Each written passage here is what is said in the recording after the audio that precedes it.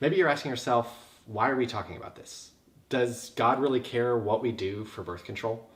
Does our faith actually help us to make decisions whenever we're talking about how many kids we're going to have and when we're going to have them? Let's start with that question. Does it matter, and why? Hi, I'm Monica Walter and this is my husband Joseph. We do Loving Theology together, and normally on here we talk about theology, but today we're going to do something a little bit different and talk more about the application and make things a little bit more practical, covering this theme. So we've written elsewhere on the topic of conception significance, and really the focus there was the discussion of when does life begin and how do we know that life begins at that point. And what we saw is, we looked at both the scientific evidence and the biblical evidence. And what we saw is that the scientific evidence overwhelmingly points to the fact that life begins at conception. And it's not just an ambiguous life, but it's the life of an individual human. It's the life of a person that begins at conception. So we've got discussion videos on that I would encourage you to take a look at. We'll put a link for those below so that you can kind of take a look at those that answer the questions of when does life begin scientifically and when is a person scientifically. And then we've also got a discussion on the biblical aspect to that question. And we basically, take a look, and what we saw is that the scriptures are abundantly clear that our life, and really in the most full sense, and what I mean by that is our calling, actually begins at conception. And there's so many examples in scripture that spell this out for us, and there's so much significance to conception in scripture and evidence in the way that God created things. So in other words, in the scientific observations that we can make. So I'll put a link for that biblical discussion as well below. But like Monica said, our focus today isn't to go over those biblical truths and to go over the scientific evidence. Our focus is instead on applying that truth. So where it matters is that conception matters. And the reason that conception matters is because it matters to God. Think about the fact that the Father chose conception to be the moment that Jesus was incarnated, that Jesus started his human existence with conception. And there's such an emphasis on that. Again, I'll leave that for that discussion. But I think the next question that comes to your mind is, okay, so conception matters, but what does that have to do with birth control? And the reality that we'll explore in this guide here, and we're mostly focusing on just sort of an introduction today, but we're going to explore the reality that some options for birth control actually operate after conception. And what that means is that they rely on their effectiveness. In order to achieve their effectiveness, they do so by taking a life that has begun at the moment of conception. Exactly. And I know that can be something that's difficult, and we'll talk about some of the specifics, but that's why this matters. So in other words, what we're trying to say is that in order for some forms of birth control to be effective, 99 point whatever they're claiming, they're actually not always preventing conception. There is a portion where they are not, it's happening after conception. Right. In other words, as Joseph said earlier, we have a whole page on the significance of conception, and that is part of being pro-life. That is it's a moral issue. And so it's important to know that sometimes when we're taking some forms of birth control, it is happening to be able to get that 99 point whatever, it is happening after conception. In other words, that life is ending. And so not to be so discouraging today in this video, we do want to encourage you that we have tons of just as effective, if not even more effective, forms of birth control on our website that you can go and see. How can you do family planning? You don't want to have a child in a certain season of your life. That's okay. And we're totally okay with that. There are a page on our website where you can find an option that works for you and your family. Yeah, we're not saying that there isn't an option. What we're saying is that it matters which option you choose. Yeah. And the reason that it matters, to sort of address the question that we're talking about here, why it matters is because conception matters. Because conception matters, which method we choose matters. But I want to double check this foundation really quick, because maybe you're watching this video and you have questions. You wonder whether or not life really does begin at conception. And maybe you disagree with us, and that's fine too. I understand why there's questions here. There's a lot of information out there. These are good questions to have. But rather than try to rehash all of the information that we've put together, I want to reference you to our other videos and our other resources on our website, where we talk more specifically about the scientific and biblical evidence for it. We'll put a link for those videos below that give you a nice overview of that information and some deep dives on specific questions there. And my hope is that if you're asking that question, maybe just stop here and go and check that out, because from this point forward, my focus is on something different. My focus is in talking to someone who is pro-life, someone who believes that life begins at conception, And then asking the question of, okay, well, which methods of birth control matter to me? Which methods of birth control are pro-life? And what's the evidence for that? And that's exactly what we're going to be doing throughout this sort of guide that I've got. And we've written all of this on our website, and it's all available today. So you can go and take a look at it. It will take us a little time to put out videos on the different parts of the guide. Today, we're basically going to be doing a video about an intro. And in this intro, what I want to do is share my heart, as well as share kind of the overarching theme behind, sort of the decisions that we make and how do we sort of filter all of the decisions we have to make through a consistent perspective. Yeah. And then in the other videos, in the other pages, we talk through all of the options, which ones are pro-life, so that you don't feel like you're left without any option. And then we also we'll do specific deep dives into some of the ones that are maybe a little bit more controversial about, okay, you say that this isn't pro-life, prove it. And so we'll talk in those videos and on those pages about the specific evidence that there is. Yeah. But for now, what I wanted to do is focus on this intro. Next week, I'm going to actually do a deep dive on the pill, because I understand that's probably the biggest question that people have, is the pill pro-life? Because it's such a common method for birth control. So we'll do that deep dive next week. But today, I just wanted to focus on this intro and just kind of share a little bit of my story. I think first would maybe be a good place to start. So as I share my story here, my hope is that you can see that I was exactly probably where you are right now. And that is that before Monica and I were married, a friend of mine came to me and basically said, hey, I just wanted to share something. Me and my wife, we've decided that we don't feel like it's okay to use birth control. That we feel like that's something that's not okay from a biblical perspective.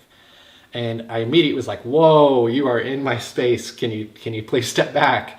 Like this. And the reason that I felt that way is that, I felt like he was probably just coming to say something that I've heard before, which is, it's an area where we want God to just make the decision. We should leave the decision to him, and that we shouldn't interfere with the process.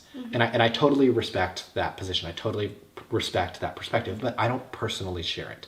I take more of the view of, I want God to be in the driver's seat, absolutely. And I want to talk to him about what he's calling me to, what I feel joy about doing in terms of how many kids am I going to have, what size of family and when and all of that. But then, after that conversation and after the Lord sort of shows me, what I'm supposed to do, then I feel like I have a role that I can play in participating in that. That I can make decisions, to sort of lead me to those things. So again, I don't want to try to talk anybody out of that position. That was just the position that I had. So whenever my friend brought this to me, I just sort of shut him down and said, hey, I think that's just a matter for personal conviction. That's a conversation between each couple and the Lord about how they're going to do their family planning. And he backed off after that.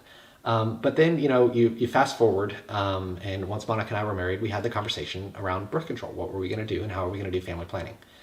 And the thing that sort of stuck with me was that my friend had said something, and he was somebody that I respected. And so it was still sort of gnawing on me in the back of my mind. And so I said, okay, you know what? I need to settle this. I need to know what are the issues here. Why, for example, why do Catholics have this perspective on birth control? I thought I knew why, which was what I said earlier, but maybe there's more to the story. And as I did the research, what I found surprised me. I had always been under the impression that the pill, for example, that it operates just to prevent conception. That's the way that it achieves its effectiveness. And I've got no problem with that. But of course, after I did the research, I found that there was more to the story. Yeah. And again, I'll share more on this next time, so I don't want to get into the details here. But basically what I found is that sometimes the pill operates to prevent implantation, that it prevents a conceived child from being able to implant. And thereby, what that means is that it's operating after conception.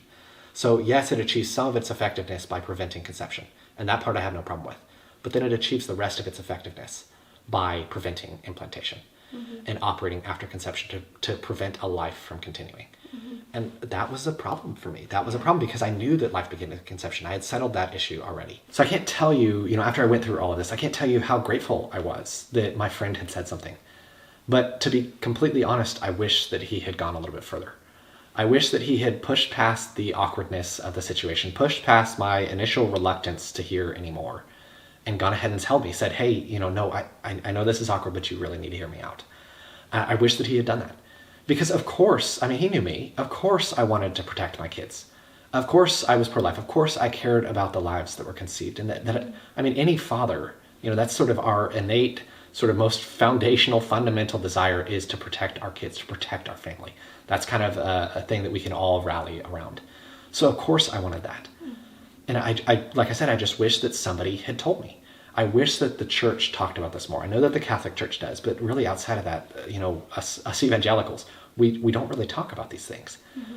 And that's whenever, as I was thinking about that and I was talking with God, I felt like reminded of that verse in Matthew 7. It's Matthew 7:12, where it says, "Do unto others what you would have them do to you." And it's the golden rule, right? We've heard it. But I just thought, I wish that somebody had done this for me. I think maybe I'm called to do this for other people. Yeah. I think even sometimes as we're, talking about this particular topic, it might, make you think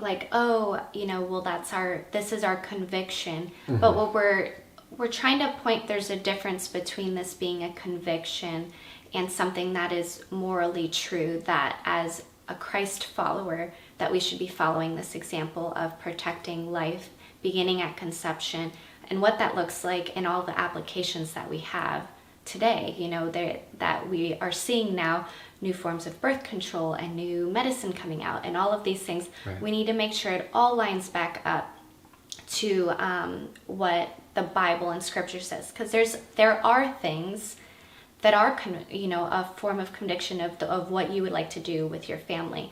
But this in particular, and being, pro-life and life beginning at conception and applying things thereafter, this is something moral. This is, I feel like, a foundational thing that we need as a Christian. Right. So I think part of what I'm saying is that I know that this topic can feel pretty invasive. And maybe you're exactly where you are now is exactly where I was, which is that you kind of want to just hit pause on the video, close the window, and be done. Go find something else to do. And I understand that. And maybe even moreover, because some of us have used birth control in the past and used some of these methods, possibly unknowingly of the implications, this may even be offensive. Not just something that feels invasive, but actually feels like I'm coming across as judgmental or condemning. And I just want you to know that is not my heart. That is not what I'm wanting to do here. And if you have, know that there is so much grace in, that is the gospel, that there is grace for all of the decisions that we've made in the past. Whether or not we knew their consequences, there's grace for that. Yeah. But that grace also comes, it says that the law came through Moses, but grace and truth came through Jesus Christ. Mm-hmm. And the truth is there for us as well. And it talks about, the benefits of the truth and the fact that it sets us free. And really, here's the thing, is that the truth gives us a guide, especially for the decisions in the future. So that we don't have to make these decisions in the dark. Mm-hmm. So, like I said, maybe you feel like me and you just want to hit the pause button, you want to close the window, you want to be done. But here's what I want to share with you in sharing my testimony, is that I was there too. And after I pushed through it, after I pushed through that awkwardness and I found what I found, I am so glad that I did. Yeah. So if you're feeling that way, I was there. Yeah. And let me just share, as someone from the other side of it, push through it. It's worth it. There is truth here that you will be glad that you know once you've seen it. And just to share more of our heart, my own story, prior to getting married, I had taken birth control. I had to go through the process of, I've already done that, and this is not good news once we pushed through and we found out the truth of it. And so just know that if you have done it, I have walked that path, and Joseph had to help me. And so it's not, we're not coming from a place of, we haven't been there, we have been there. And so our heart is to just bring truth with lots of grace, and to know there's freedom. I mean, we all live in Christ, and there's freedom there, and there's no condemnation. So as we're pushing through into this next step, just know that it's full of grace. Now, before we wrap up this introduction, what I wanted to do is kind of give you the overarching principle that's going to apply throughout this guide for pro-life family planning. Mm-hmm. And that principle is this, because we're going to be facing a lot of decisions here, and some of them involve weighing risks, not everything is just clear, black and white. Yeah. There's a principle here. And the principle is this, that we have a responsibility to protect our children. Yeah. That's basically a God-given responsibility to parents. Yeah. And that because our children's life begins at conception, because our children's lives begin at conception, that means that we have that responsibility from the moment of conception. There's actually a few verses that are even explicit on that in the way that they're written. So like Monica said, this is really an issue of morality. But at the end of the day, morality is not an issue of laws or rules or regulations. I can't give you enough to-dos and rubrics to check. to make sure that you make a moral decision. That's not the point. Morality instead is an issue of the heart. But that does not mean that morality is subjective. What it means is that morality is deeper than what we do. It's not just about our actions. It's about why we do them. How did we arrive at those decisions? What were we thinking about? And so rather than giving you a bunch of laws and to-dos in this guide, what I want to give you is a perspective, a way to think, a way to make decisions. And here's that overarching theme. Here's that overarching principle, that whenever you think about things this way, then you know that you're within the context of the truth. Because this is the objective truth. The objective truth is that as parents, we have a responsibility to keep our children safe. That from the moment of conception, we have to make decisions to keep them safe.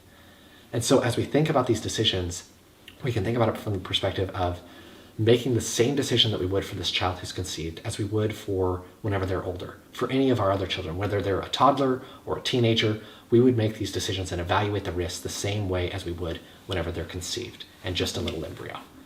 See, we may not be able to hold that baby embryo yet, but they still rely on us. They still depend on us to keep them safe, and we still have an obligation there to fulfill. So I want you to understand, I know I can't force you to do anything. I certainly don't want to. More than that, you don't answer to me. I'm not asking you to answer to me. To be frank, I don't even answer to me. But both of us, all of us, answer to God. And I want to help us to make the right decisions along the way so that we can all be comfortable with those decisions and comfortable with our position. So as I mentioned earlier, we're going to link below a page that goes through all of your birth control options. Is it pro-life or is it not? And it goes into great detail if you want to just really see what works best for you and your family. But next time, we're actually going to just dive deep into one that we think we're going to have the most questions about, which is the pill. And you can read about it now during this video, but next week we'll actually do a video and just talk about it, because it's a controversial one, and we just want to shed some truth on it and really tell you. We have, Joseph mainly, spent years really looking into this, and there's a lot of good information and a lot of things you probably don't know. So like we said, we're going to link everything below, and you can check that out. It's going to be so good next week. If you can't wait, then go on the website and read it for yourself. But as well, we've talked a lot about trying not to conceive and family planning, but a big part of our story was trying to conceive and have a family, and a part of it was struggling to conceive. And we have a whole section, we have a tab for couples. If you're wanting to do family planning, we have that.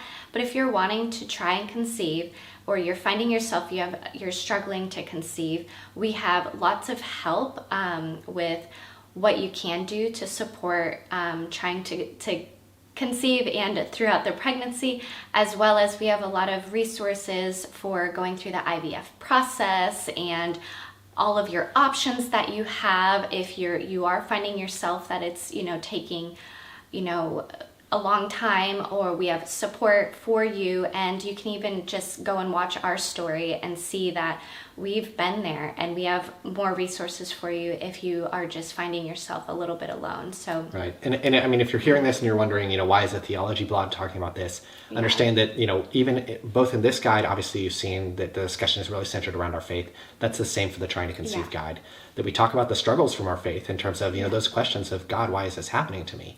And the scriptural answer to those questions and things like that to help you through that journey if you are struggling to conceive.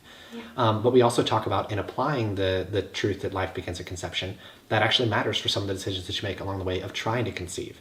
And so that same process and the questions that might come up for you if you're considering IVF or some of the other options out there, we talk through that as well in that guide. So that's why we focus really on the faith aspects and how our faith actually helps us to make these decisions and helps us to feel comfort too along the way as we're trying to do that. So hopefully this was helpful for you guys. And if you have any questions at all, please feel free to email us at lovingtheology@gmail.com or connect with us on any of our social media platforms. I'm normally on there. I am more than happy to answer any questions that you have or point you in the right direction if you're, need some more information. And don't forget to subscribe and hit the bell so you don't miss next week's discussion on the pill. And if not, after that, we're going to jump right into some deep theology again, which is what we like to do here at Loving Theology. Thank you for joining us.